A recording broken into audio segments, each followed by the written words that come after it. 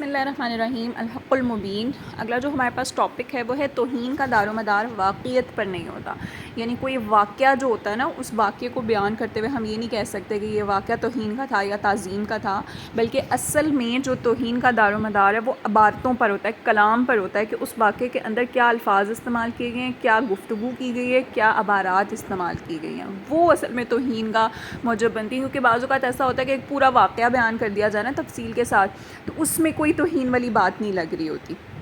لیکن جب اس شخص کے کلمات کا ذکر کیا جاتا ہے کہ اس نے یہ الفاظ بولے ہیں، تو وہ جو الفاظ ہوتے ہیں نا، وہ توہین کا سبب بن رہے ہوتے ہیں، وہ کسی کی بے عزتی کا باعث بن رہے ہوتے ہیں۔ تو اسی چیز کی یہاں پر یہ وضاحت کریں کہ بعض لوگ توہین کو واقعیت پر موقوف سمجھتے ہیں، حالانکہ توہین و تنقیص کا جو تعلق ہے وہ الفاظ سے ہوتا ہے اور عبارات سے ہوتا ہے۔ بسا اوقات کسی واقعے کو اجمال کے ساتھ کہنا، یعنی تفصیل کے ساتھ کہنا موجب توہین نہیں ہوتا، لیکن اسی امر واقعہ میں بعض تفصیلات کا آ جانا توہین کا سبب ہو جاتا ہے، اگرچہ ان تفصیلات کا بیان واقعے کے مطابق بھی کیوں نہ ہو۔ وہ کہتے ہیں ملاحظہ فرمائیے، شرح فقہ اکبر مطبوعہ مجتبائی صفحہ 64 برسوم 1907 میں ہے، یعنی ان کی جو ایک شرح فقہ اکبر ہے نا، اس کی یہ بات یہاں سے جو ہے وہ لی جا رہی ہے جو دیوبندیوں کے مذہب سے تعلق رکھتی ہے۔ وہ کہتے ہیں کہ عالم میں کوئی شے ایسی نہیں جس کے ساتھ ارادہ الہیہ متعلق نہ ہو، یعنی یہ جو عالم ہے، یہ جو دنیا ہے، اس کے اندر کوئی بھی چیز ایسی نہیں ہے، ہر چیز جو ہے وہ اللہ تعالیٰ کے ارادے سے ہو رہی ہے، اللہ کا ارادہ ان کا تعلق ہر چیز کے ساتھ ہے۔ اور اس بنا پر کہتے ہیں اگر یہ کہہ دیا جائے کہ تمام کائنات جو ہے وہ اللہ تعالیٰ کی مراد ہے، یعنی ارادہ کی ہوئی ہے، تو اس میں بھی کوئی توہین نہیں ہوگی، ٹھیک ہے۔ یعنی ایک واقعہ کیا بیان کیا جا رہا ہے کہ یہ اللہ تعالیٰ کے ارادے سے ہی یہ دنیا وجود میں آئی ہے اور اللہ کے ارادے سے ہی تمام کام ہو رہے ہیں، لیکن اگر اسی کام کو بہت زیادہ تفصیل کے ساتھ بیان کیا جائے اور یہ کہہ دیا جائے کہ جو ظلم ہے، چوری ہے، شراب خوری ہے، اللہ تعالیٰ کی مراد ہے، یعنی یہ بھی اللہ تعالیٰ کا ارادہ کیا ہوا ہے، تو کہتے ہیں اگرچہ یہ کلام واقعے کے مطابق، لیکن ظلم، فسق وغیرہ وغیرہ کی جو تفصیلات آ جانے کے باعث خلاف ادب اور توہین آمیز ہوگا۔ یہ وہی چیز ہے نا جیسے ہم لوگوں نے پہلے آپ لوگوں نے اس ٹاپک میں پڑھی تھی زنا والے میں، کہ وہ جی اپنے ماں باپ کی جب لڑائی ہو رہی ہے تو وہاں پر جو ہے وہ اپنے ماں باپ کے بارے میں یہ الفاظ بولتا ہے کہ میرے ماں باپ زانی نہیں ہیں۔ تو بات کیا آ جاتی ہے کہ بے شک اگر دیکھا جائے تو واقعہ تن وہ یہ بات کہہ سکتا ہے کہ وہاں پر میں جو ہے وہ ان کی تعریف کر رہا تھا کیونکہ اس نے کوئی مطلب نہیں کی، واقعی وہ اس کے واقعے کے مطابق بھی تھی، لیکن چونکہ اس نے الفاظ ایسے استعمال کر دیے ہیں کہ جس کی وجہ سے توہین کا یا اس چیز کا پہلو نکلتا ہے، تو اس لیے کہتے ہیں یہاں پر بھی اگرچہ ظاہر سی بات ہے کہ اللہ تعالیٰ نے تمام اچھی چیزوں کو بھی جو ہے وہ پیدا کیا اور بری چیزوں کو بھی پیدا کیا، اگر دیکھا جائے تو سارے کے سارے کام جو ہے وہ اللہ کے ہی ارادے سے ہو رہے ہیں، اور لیکن اس کے بیچ میں اس تفصیل کو یہ کہہ دینا کہ جی ظلم اللہ تعالیٰ کی مرضی کے مطابق ہو رہا ہے اور فسق جو ہے وہ اللہ تعالیٰ کی مرضی کے مطابق ہو رہا ہے اور چوری جو ہے وہ اللہ تعالیٰ کی مرضی کے مطابق ہو رہی ہے، تو پھر یہ بے ادبی ہو جائے گی اور یہ گستاخی ہو جائے گی۔ اسی طرح سے بدلیل آیا قرآنیہ، یعنی اللہ تعالیٰ کی قرآن مجید کی جو یہ آیت مبارکہ، اس کو اگر ہم دلیل کے طور پر پیش کریں، کیا ہے کہ اللہ خالق کل شیء، اللہ تعالیٰ ہر چیز کا خالق ہے، یہ کہنا بالکل جائز ہے کہ اللہ تعالیٰ ہر شے کا خالق ہے، لیکن اگر یہ کہا جائے کہ اللہ خالق القاذورات، اللہ تعالیٰ گندگیوں اور دوسری بری چیزوں کو پیدا کرنے والا ہے، تو یہ کہنا جائز نہیں ہوگا کہ اب ہیں تو یہ بالکل تفصیل کے مطابق، لیکن ذلیل اور ذیل اشیاء کی تفصیل جو ہے نا، یعنی یہ جو اس کے اندر جو مزید چیزیں پائی جا رہی ہیں ان کی اور گندی چیزوں کی جو ہے وہ نسبت اللہ تعالیٰ کی طرف کر رہے ہیں، تو یہاں پر کفر کا وہم پیدا ہو رہا ہے کہ ہم اللہ تعالیٰ کے لیے ایک بری چیز کو جوڑیں۔ بے شک اللہ تعالیٰ نے اس کو پیدا کیا ہے، لیکن کیا ہم وہاں پر کوئی ایسے الفاظ استعمال نہیں کر سکتے کہ جو بظاہر تو اللہ تعالیٰ کی ذات سے ہی متعلق لگتے ہوں لیکن ان کے بیچ میں توہین والا پہلو نہ ہوتا ہو؟ تو اس وجہ سے کہتے ہیں کہ یقیناً موجب توہین ہو جاتے ہیں، یعنی توہین کو واجب کرنے والے ہو جاتے ہیں، ٹھیک ہے۔ ملا علی قاری رحمۃ اللہ علیہ کے اس بیان کی روشنی میں ہمارے ناظرین کرام پر مولوی اشرف علی تھانوی کی عبارت حفظ الایمان کا توہین آمیز ہونا بخوبی واضح ہو گیا، اور تھانوی صاحب نے اپنی عبارت کی تائید کے لیے شرح مواقف کی عبارت سے استدلال کیا، اس کا بے سود ہونا بھی اہل علم نے اچھی طرح سمجھ لیا ہوگا۔ اب آپ یہ سوچیں گے کہ یہاں پر تو کوئی عبارت دی نہیں تھی، ہمیں کیسے پتہ لگا کہ اس عبارت کا جو ہے وہ واقعی یہ ہمارے سامنے جو ہے وہ ثابت ہو گئی، یہ نہیں ہوئی؟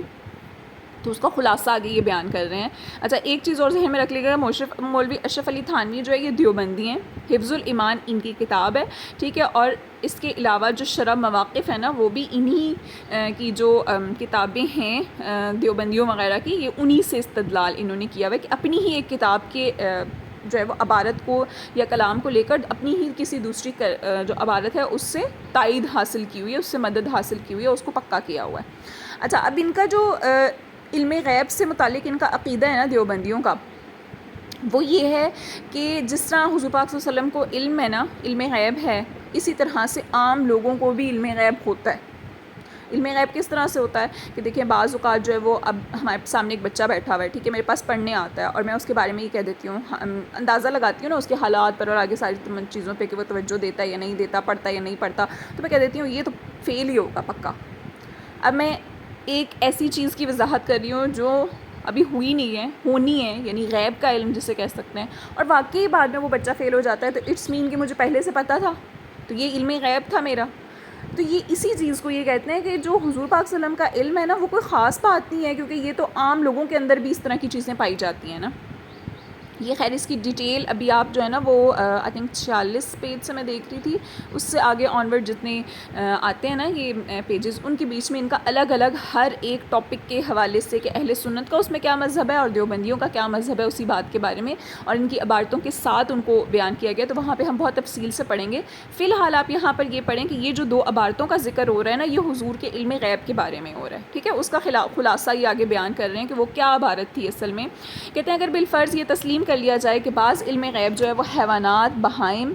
اور پاگلوں کو ہوتا ہے، بہائم یہ جانوروں وغیرہ سے بنا ہے، ٹھیک ہے، جانوروں کو، حیوانات کو اور پاگلوں کو ہوتا ہے،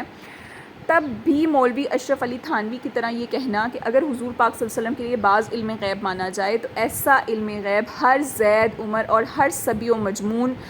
ہر صبی بچے، صبی جو ہے وہ بچے کو کہا جاتا ہے اور مجنون پاگل کو کہا جاتا ہے، بلکہ جمیع حیوانات بہائم کے لیے بھی خاص ہے،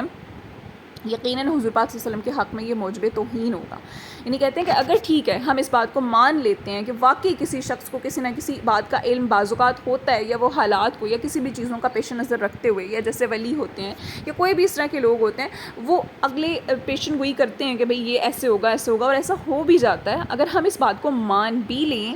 تب بھی اگر جو ہے وہ اشرف علی تھانوی نے جو یہ بات کہی ہے نا کہ جس طرح کا علم غیب حضور کو ہے اس طرح کا علم جو ہے وہ باقی تمام چیزوں کے ساتھ بھی خاص ہے، تو یہ کہنا درست نہیں ہوگا، کیونکہ واقعتاً تو آپ اس چیز کو مان سکتے ہیں کہ ہاں ٹھیک ہے ان کے اندر چونکہ علم غیب والی تھوڑی بہت خصوصیات پائی جاتی ہیں تو ہم نے اس وجہ سے حضور کے ساتھ ان کو ملا دیا، لیکن تفصیلاً ایسے الفاظ کا ذکر کرنا موجب توہین ہو جاتا ہے کہ گویا یہ تو حضور کے علم کے برابر ان کا علم قرار دیا جا رہا ہے، یہ وہم پیدا ہو جاتا ہے نا، تو یہ تو توہین کو واجب قرار دے دیتا ہے، تو اس وجہ سے یہ چیز جو ہے وہ درست نہیں ہوگی۔ کہتے ہیں کیونکہ اس عبارت میں بچوں، پاگلوں، حیوانات اور بہائم کے الفاظ ایسے ہیں جن کی تصریح یعنی ان کی جو وضاحت ہے وہ ہر اہل فہم کے نزدیک یعنی سمجھ رکھنے والے کے نزدیک اس کلام میں صریح توہین پیدا کر رہی ہے، جس کا انکار جو ہے وہ بجز معاند متعصب کے کوئی شخص نہیں کر سکتا۔ یعنی کہتے ہیں کہ اس کے بیچ میں واضح طور پر توہین کے الفاظ پائے جا رہے ہیں، اور اگر کوئی انکار کرے گا تو وہ کون انکار کرے گا کہ نہیں جی اس میں توہین کا کوئی پہلو نہیں ہے، وہ کون ایسا کہہ سکتا ہے؟ وہ معاند ہوگا،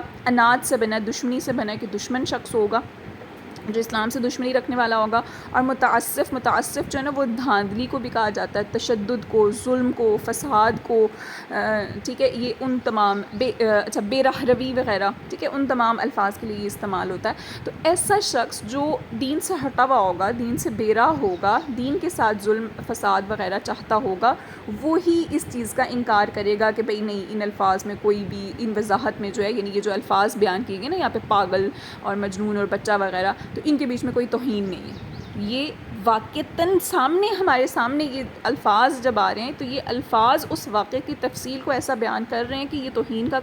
توہین کو واجب کرنے والا ہے۔ کہتے ہیں بخلاف عبارت شرح مواقف کے کہ شرح مواقف میں جو انہوں نے آیت لکھی ہے نا عبارت، اس کے بیچ میں کوئی اس طرح کے الفاظ نہیں ہے، اس میں کوئی تفصیل نہیں ہے، بچوں، پاگلوں، جانوروں، حیوانوں کا کوئی وہاں پر ذکر موجود نہیں ہے۔ اور حقیقت یہ ہے کہ علماء دیوبند کی اکثر عبارت جو ہیں وہ اسی نوعیت کی ہیں کہ ان میں کہیں چوڑے چمار کی تفصیل مذکور ہے، کہیں پر شیطان لعین کی ہے۔ اب یہ چوڑے چمار، شیطان وغیرہ ان کی جو ہے نا وضاحت ابھی آپ آگے پڑھیں گے۔ دیوبندیوں کا ایک عقیدہ چھوٹا سا میں آپ کو یہ بھی بتا دیتی ہوں کہ وہ کہتے ہیں کہ جو تمام مخلوق ہے نا وہ ساری کی ساری جو ہے نا اللہ تعالیٰ کی نظر میں ایسی ہے جیسے چوڑا چمار ہوتا ہے، یعنی اللہ کی نظر میں ہماری کوئی حیثیت نہیں ہے. بے شک ہم اس بات کو مانتے ہیں کہ ہماری اللہ کی نظر میں کوئی حیثیت نہیں ہے، لیکن چور چمار کا لفظ استعمال کرنا گویا جو ہے نا وہ ان چیزوں کی توہین میں آ جاتا ہے. ٹھیک ہے، تو اس طرح کی بہت ساری تفصیل جو ہے وہ دیوبندیوں کے الفاظوں میں موجود ہیں. اس لیے کہتے ہیں ہمارا جو منقولہ ہے، یعنی ہماری جو نقل کردہ